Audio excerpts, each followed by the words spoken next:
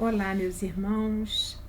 É com alegria que aqui nos encontramos nesse momento para compartilhar com vocês algumas reflexões acerca de tema da doutrina espírita.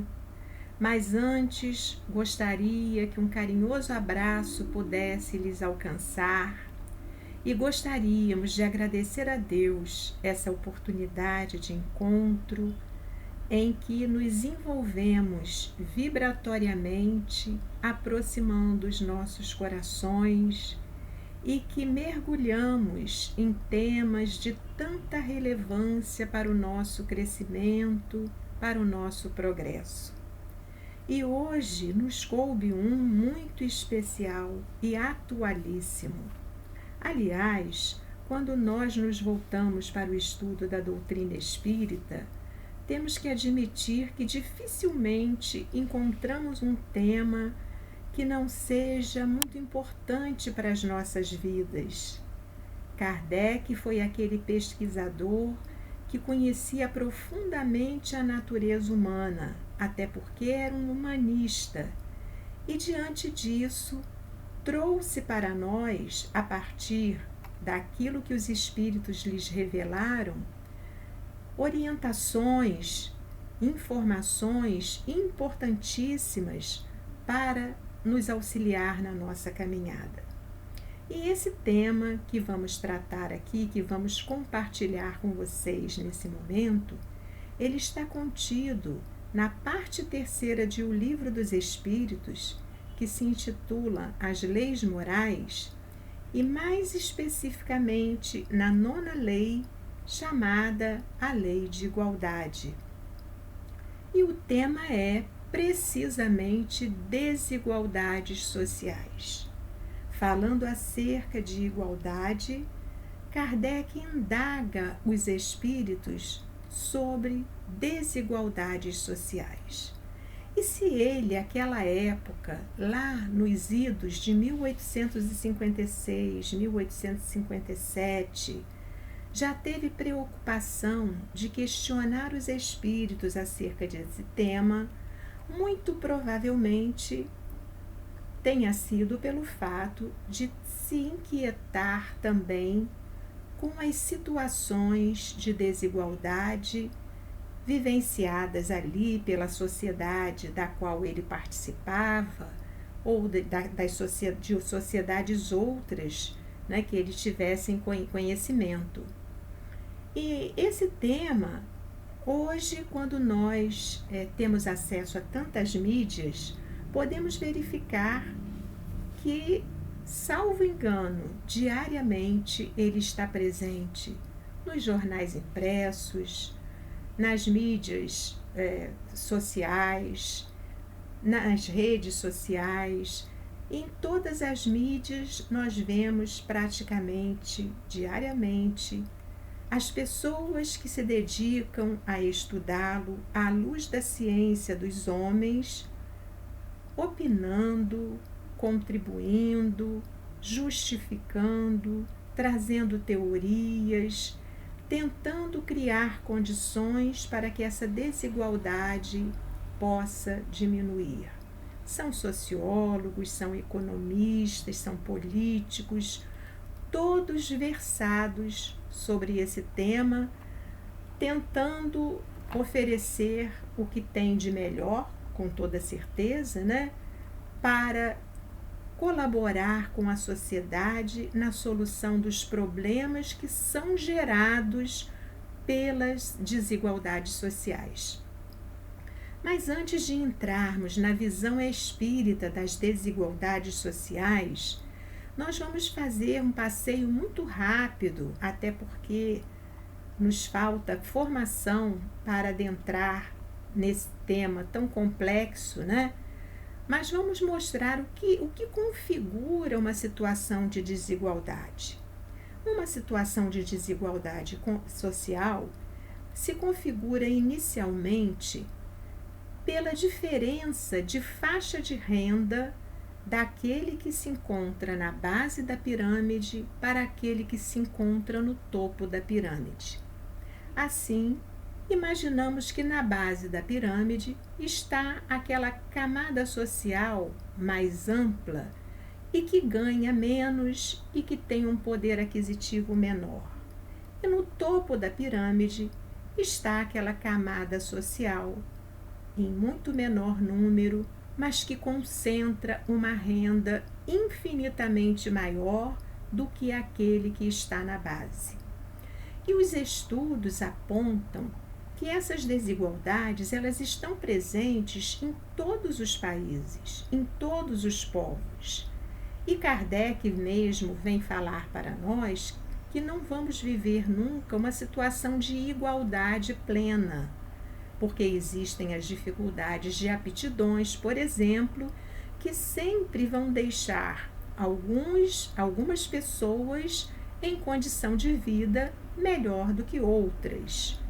Mas o que cabe para nós aqui é tentar verificar o que podemos fazer como indivíduos e como sociedade para colaborar no sentido de que essa desigualdade não se faça, não se apresente de forma tão gritante, tão aberrante como tem se apresentado nos dias de hoje.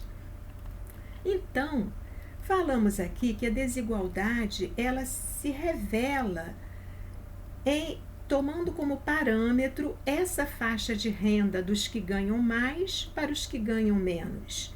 Pelo menos essa é a nossa compreensão. Mas também ela se revela de outras formas. Nós podemos perceber a expressão da desigualdade, por exemplo, no índice de desenvolvimento humano das cidades. Há cidades que vivem situações de muita penúria, de muitas dificuldades no âmbito social.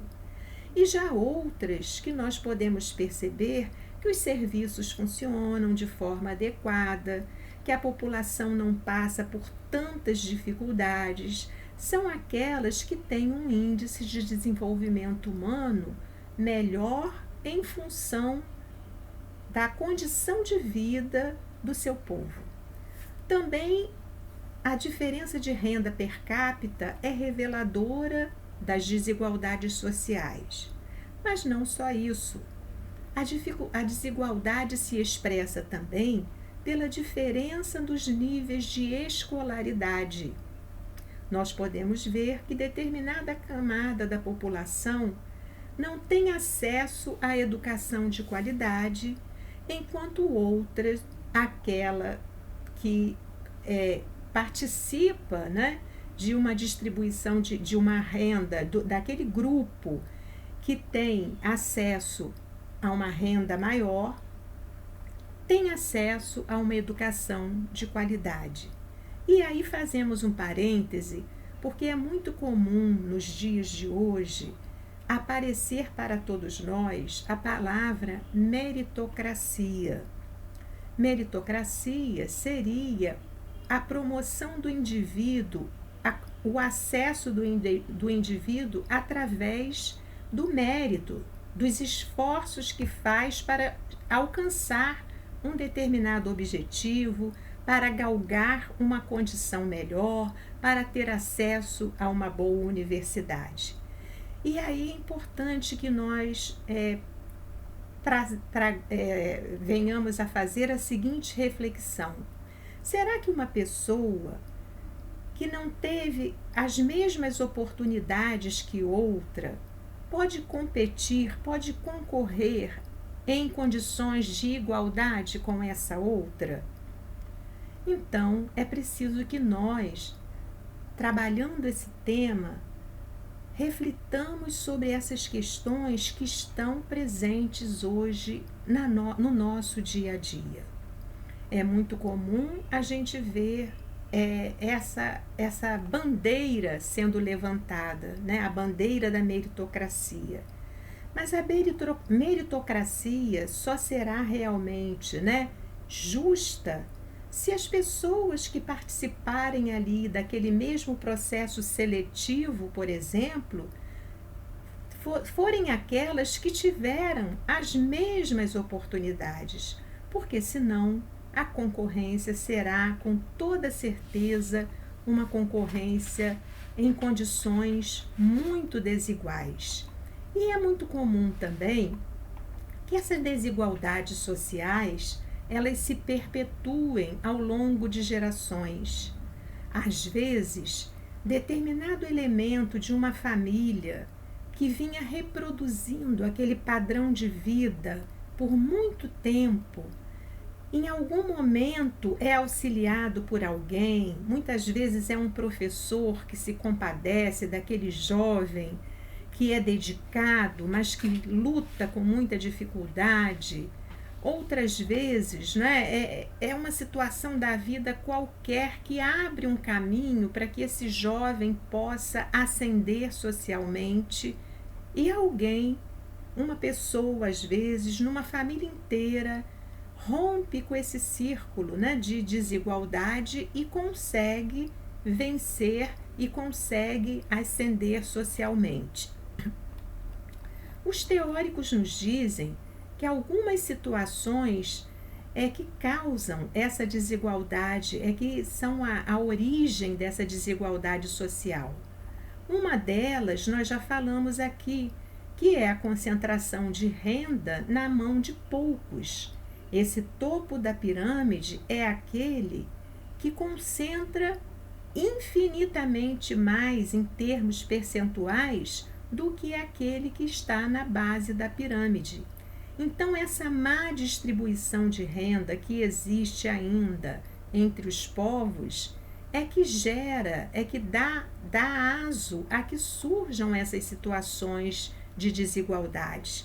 Mas também não é só isso. Quando nós temos, por exemplo, recursos públicos sendo mal administrados, também nós temos aí uma causa de desigualdades sociais.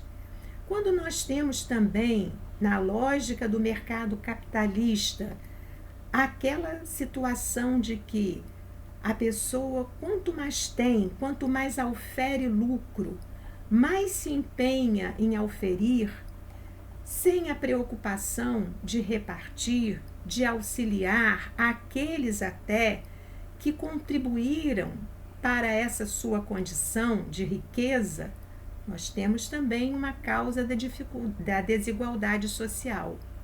Nós temos também uma outra causa, que é a falta de investimento em áreas sociais.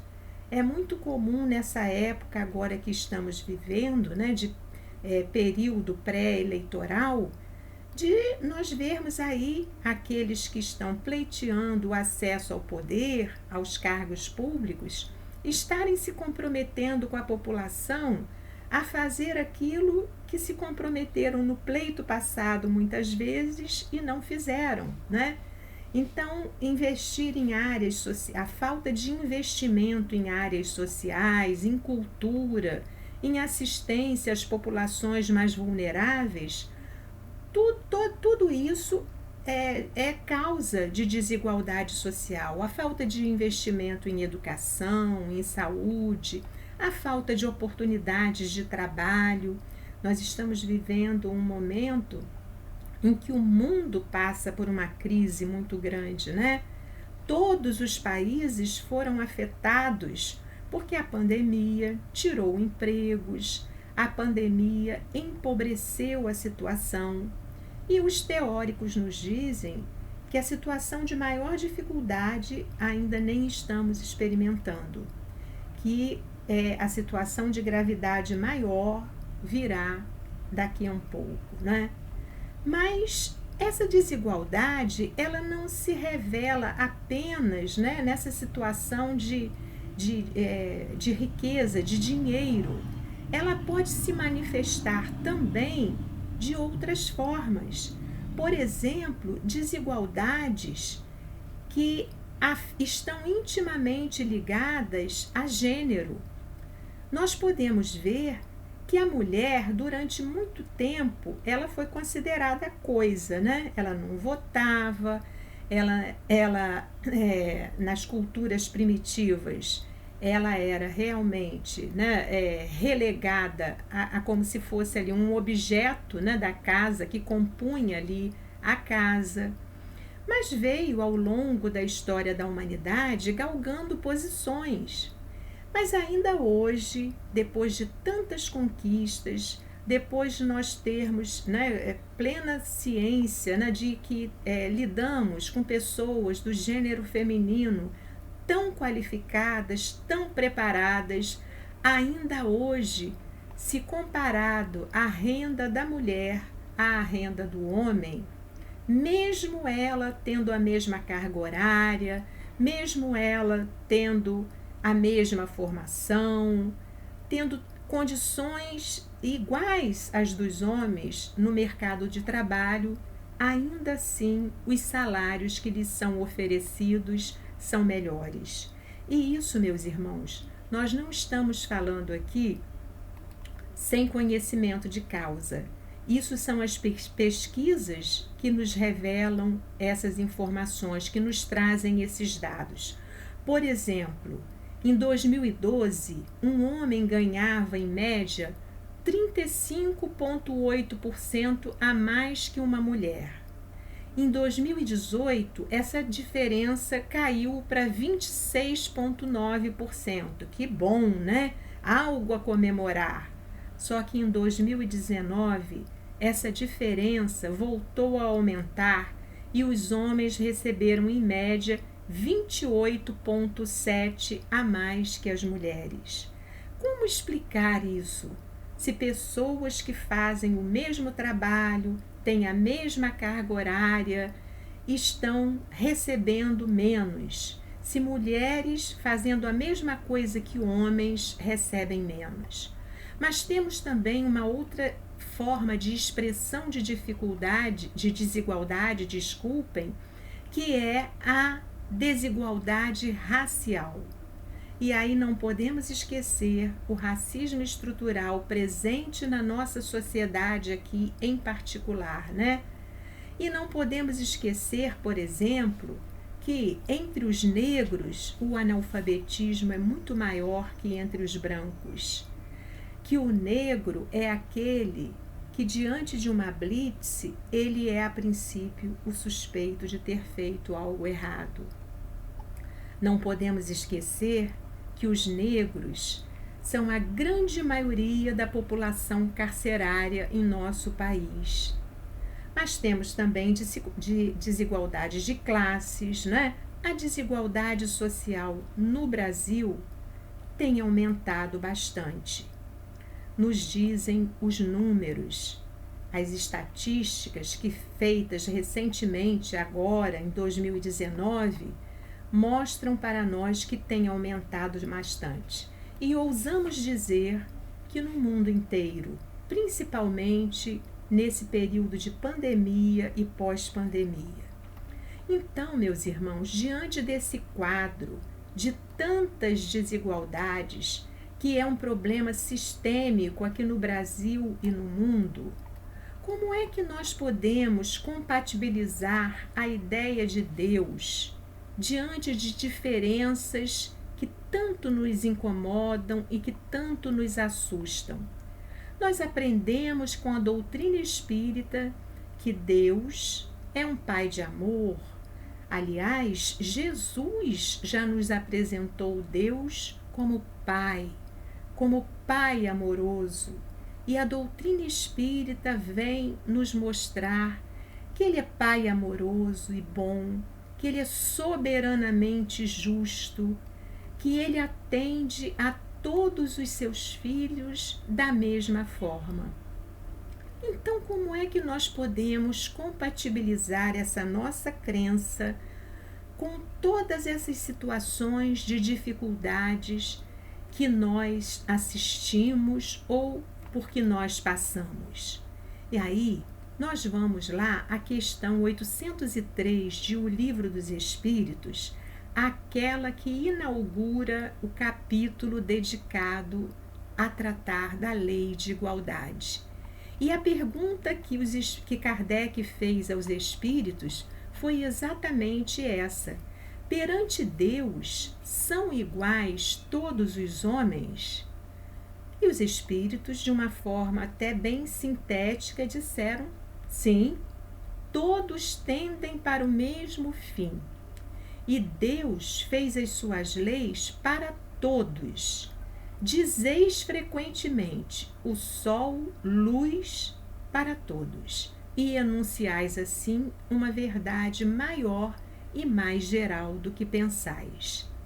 E Kardec vem acrescentando uma nota que talvez seja até mais importante do que a própria resposta dada pelos espíritos. Kardec diz assim a essa resposta, acrescenta a essa resposta: todos os homens estão submetidos às mesmas leis da natureza. Todos nascem igualmente fracos, acham-se sujeitos às mesmas dores, e o corpo do rico se destrói como o do pobre.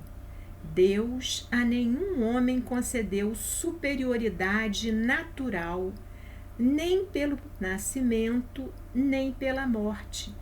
Todos aos seus olhos são iguais. Então, Deus não concedeu superioridade natural, nem pelo nascimento, nem pela morte. Todos aos seus olhos são iguais. Então, até mesmo aqueles, que ostentam posições na aristocracia, aqueles, que estão nesse momento da sua caminhada, da sua trajetória como reis, vivendo a condição de reis, nem esses são superiores a outros seres da criação. Todos estão submetidos às mesmas leis da natureza. E diante dos olhos do Pai, todos são fracos e acham-se sujeitos às mesmas dores do corpo físico. Então, é uma ilusão quando pensamos diferente. Quando pensamos, por exemplo, que a cor da nossa pele pode nos distinguir. Quando pensamos, por exemplo, que a nossa formação intelectual nos distingue de outros irmãos, nos coloca na condição de melhores, porque aos olhos de Deus todos somos iguais. E Deus é um Pai de tanta justiça que criou a todos nós como simples e ignorantes, e que a ascensão que nos cabe, a ascensão que fazemos, é fruto das nossas escolhas e dos esforços que empreendemos ao longo da nossa caminhada. Quando nos distinguimos intelectualmente, por exemplo, é porque, se nos foi dada condições, aproveitamos aquela oportunidade e avançamos. Mas a nossa criação, no nosso início, todos fomos criados simples e ignorantes. Nenhum teve uma criação privilegiada, destacada da do outro. Então, se diante da lei de Deus, todos somos iguais, de onde surgem essas desigualdades? Foi a pergunta que Kardec fez aos espíritos. E aí os espíritos responderam para ele. Ele perguntou aos espíritos: é lei da natureza a desigualdade das condições sociais? E os espíritos responderam de uma forma muito econômica: não. É obra dos homens e não de Deus. Então, as desigualdades das condições sociais não é obra de Deus, é obra dos homens. E Kardec era aquele perguntador, Ele ia, à medida que os espíritos iam respondendo e que ele não se sentia totalmente contemplado com a resposta, ele ia avançando, tentando ampliar a pergunta para que viessem respostas mais completas. Em muitas situações, ele levou o pito dos espíritos, quando lhes diziam, por exemplo, vocês ainda não estão preparados para entender isso dessa forma. Aguarde mais um pouco, né? Mas ele foi o pesquisador, o investigador, e aí, mesmo tendo compreendido que as desigualdades não são obras de Deus, mas são obra dos homens, ele avançou na pergunta e perguntou aos espíritos: algum dia essa desigualdade desaparecerá? E os espíritos responderam a Kardec que eternas são somente as leis de Deus, que um dia ela vai gradualmente se apagar, mas que, para isso, vai depender que o orgulho e o egoísmo deixem de predominar no coração dos homens.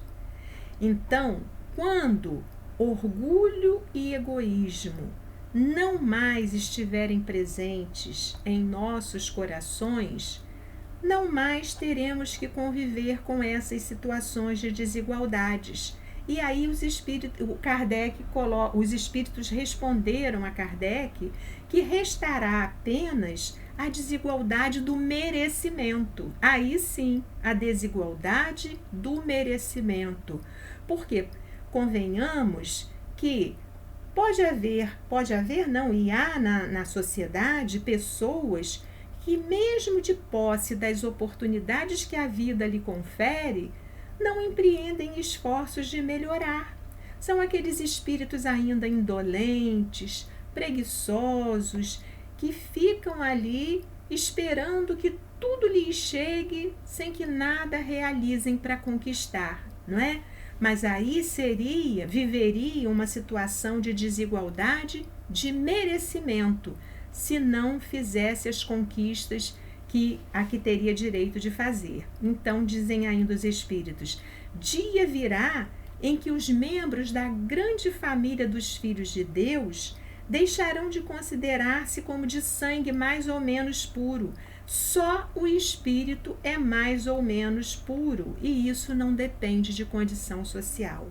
Porque ainda hoje alimentamos a ilusão de que dependendo da nossa condição, né, ou da nossa posição na sociedade, nós somos melhores do que os nossos irmãos, nós avançamos mais, né? Mas a pureza verdadeiramente que importa não é a pureza de sangue, é a pureza espiritual, aquela que é fruto das conquistas morais que precisamos fazer. E nessas conquistas morais, aquela que mais é urgente para todos nós e aquela que que será capaz, né, de contribuir para que essas desigualdades desapareçam, são exatamente extirparmos do nosso coração o orgulho e o egoísmo. E na questão 785, Kardec também, né, pergunta aos espíritos, falando ali sobre o progresso, nas questões relacionadas à lei do progresso, Kardec pergunta qual era o maior obstáculo ao progresso. E os espíritos responderam a ele que o orgulho e o egoísmo. O orgulho e o egoísmo são os maiores entraves que existem para que façamos o progresso moral que precisamos fazer. Porque o progresso intelectual, ele vai acontecer sempre. Mas essa conquista de virtudes, esse progresso moral que é tão urgente e necessário para nós, ele acontecerá à medida em que nós possamos nos libertar dessas duas chagas morais que trazemos.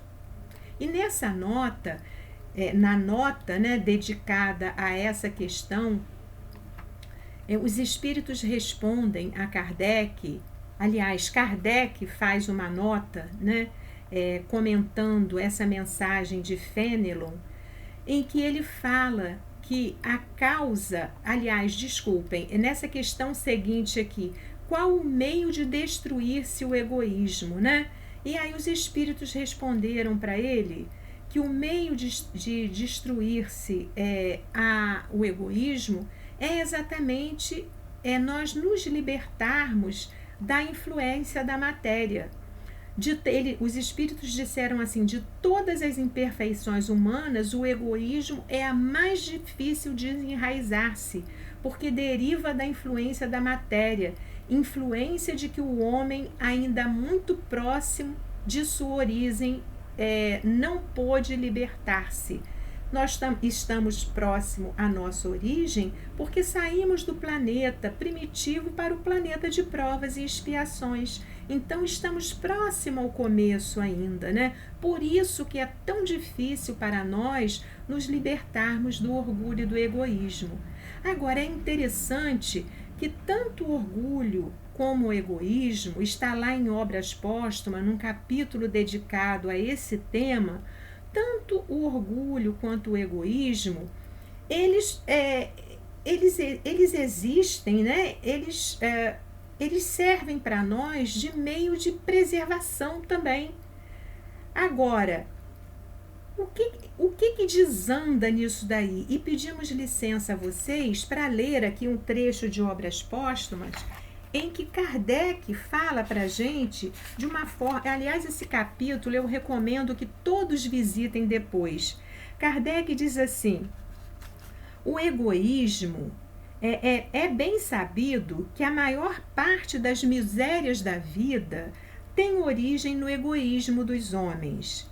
Desde que cada um pensa em si antes de pensar nos outros e cogita, antes de tudo, de satisfazer os seus desejos, cada um naturalmente cuida de proporcionar a si mesmo essa satisfação a todo custo e sacrifica sem escrúpulo os interesses alheios, assim nas mais insignificantes coisas como nas maiores. E ele segue dizendo que o egoísmo, ele se origina do orgulho. Interessante que eu tinha uma ideia contrária, né? Mas visitando novamente esse capítulo, Kardec deixa tudo muito claro, né? Que o egoísmo se origina do orgulho, porque o orgulho nada mais é do que a exaltação da personalidade. Então, o orgulhoso é aquele que acha que ele é credor de todas as benesses, né? Que a ele tudo é devido, que ele é o centro do mundo, que a ele tudo é devido. Então, é esse orgulho, esse culto à personalidade que acaba nos tornando egoístas.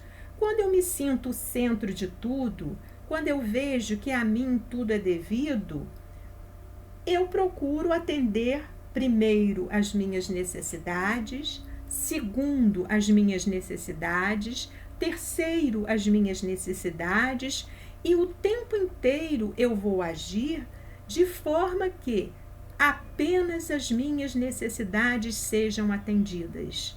E para isso eu não tenho nenhum escrúpulo em passar por cima de quem está ao meu lado, daquele companheiro de trabalho, daquele vizinho, daquela pessoa que transita, né, pela minha vida e que eu vejo sempre como alguém que é antagonista, que possa tirar de mim aquilo que eu mereço.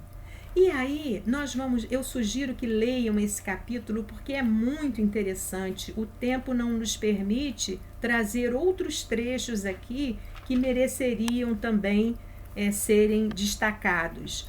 Mas é importante, meus irmãos, que nós agora, nesse momento, analisemos, avaliemos a contribuição da doutrina espírita para que a gente saia desse estado de coisas. Primeiro, para que a gente entenda o porquê das desigualdades. Já vimos que a desigualdade é fruto dessas chagas morais que trazemos ainda, né?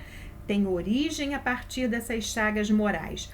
Por mais que os teóricos da sociologia, da economia, tentem justificá-la a partir de sistemas, a partir, né, de ideologias e tudo mais.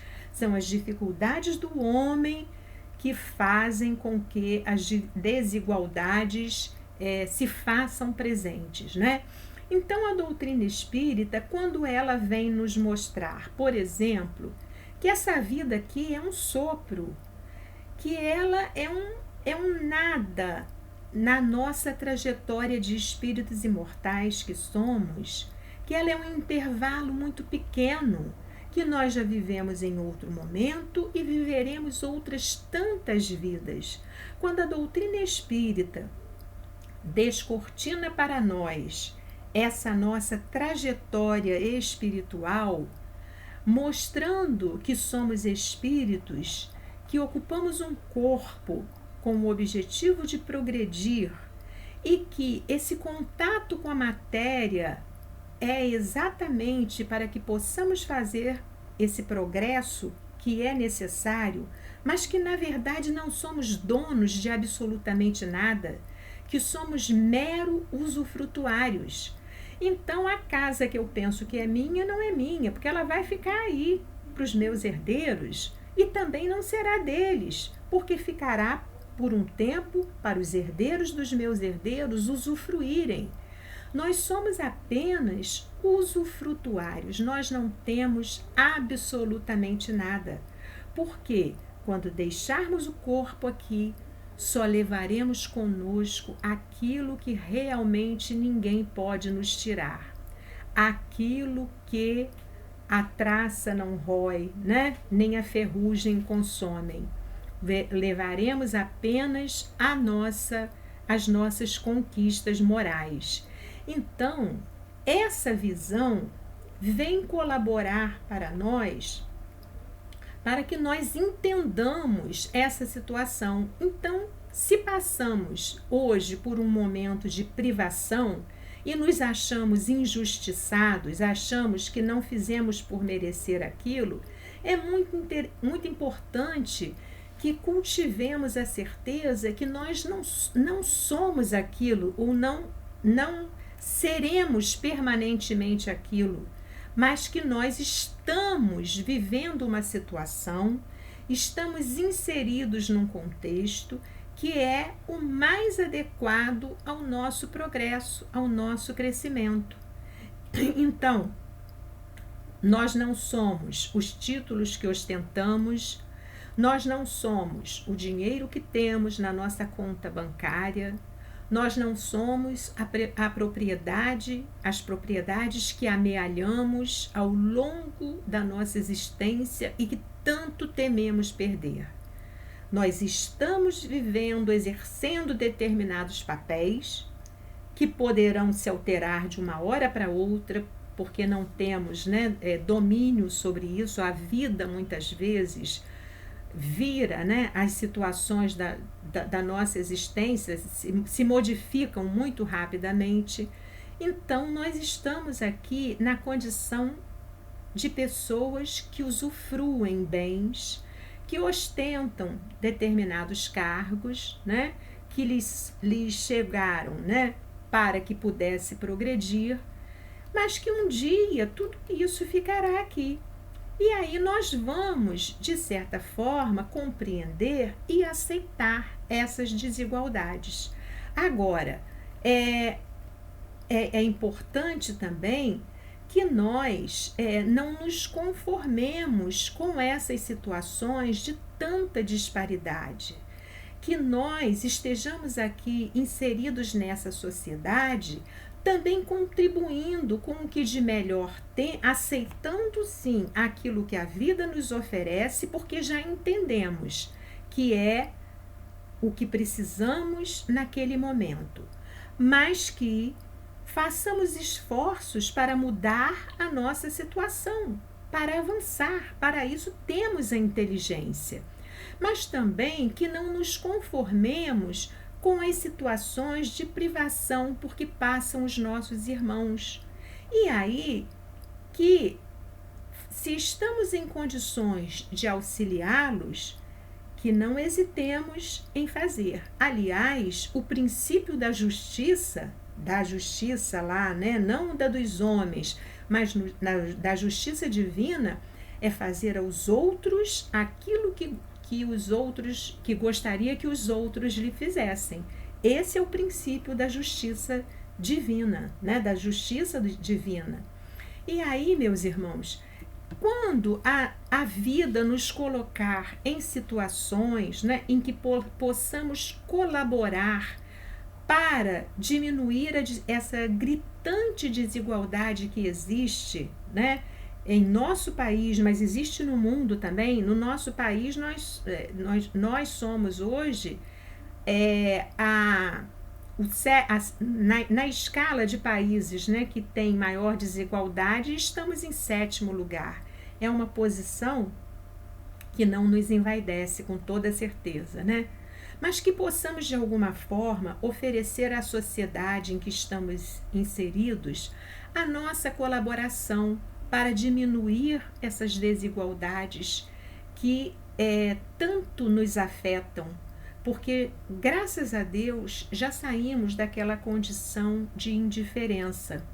Quando vemos alguém dormindo sobre as marquises, o nosso coração se sensibiliza, nos sentimos tocados, porque ninguém merece, aos nossos olhos, sabemos que há uma justificativa, uma explicação para que aquele irmão esteja vivendo aquela situação tão dolorosa, mas aos nossos olhos achamos que é uma condição muito ruim e que, se pudermos fazer alguma coisa para resgatar aquele irmão daquela condição, é dever nosso que o façamos.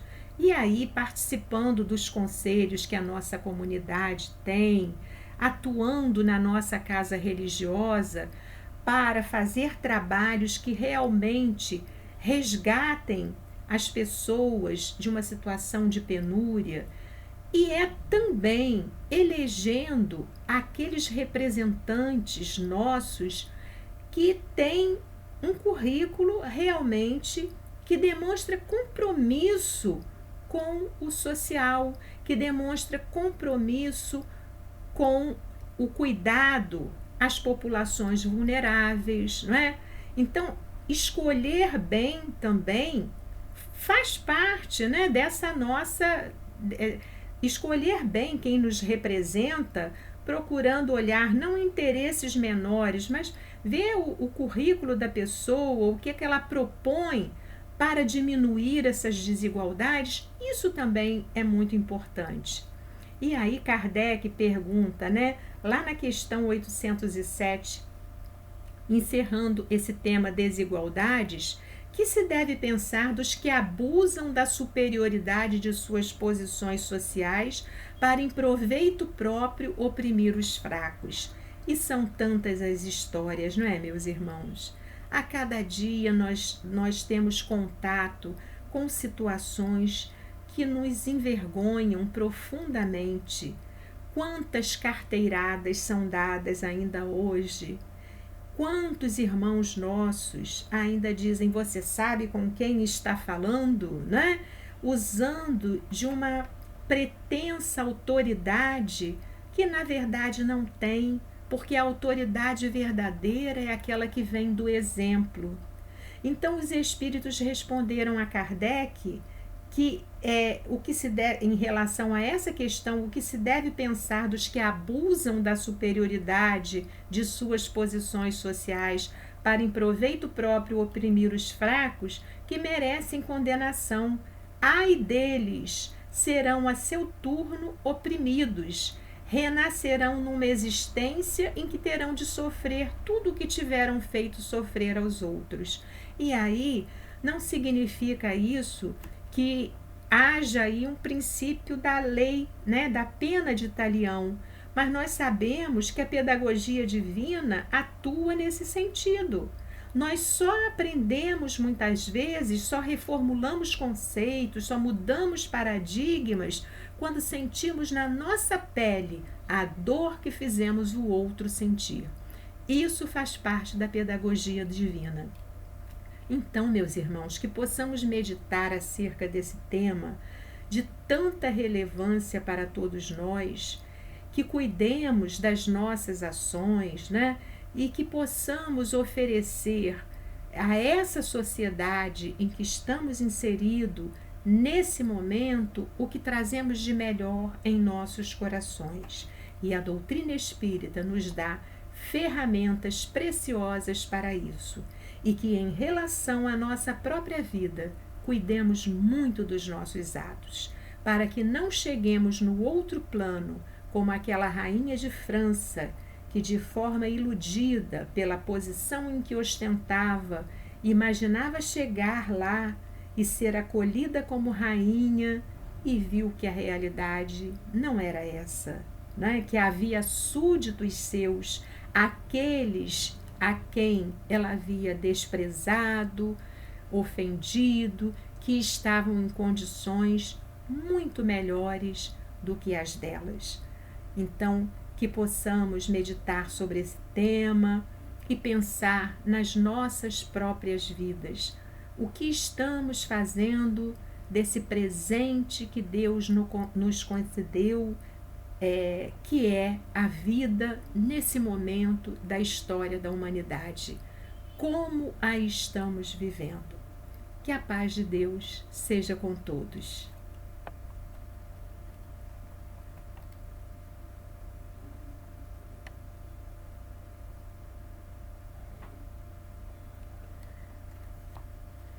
Vamos agora agradecer a Deus, nosso Pai, pela oportunidade desse encontro, que tanto alegrou os nossos corações, que tão bem fez para todos nós. Obrigada, Pai amado,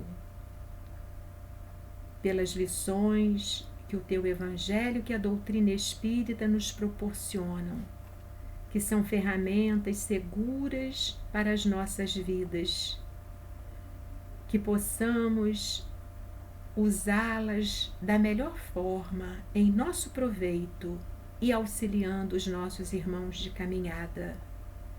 Derrama o teu amor e a tua paz sobre todas as criaturas, que possamos passar por esse momento tão doloroso porque estamos passando, mantendo acesa a chama da fé e da esperança.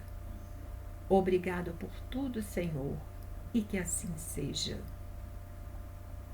Um grande abraço a todos. Obrigada pela oportunidade.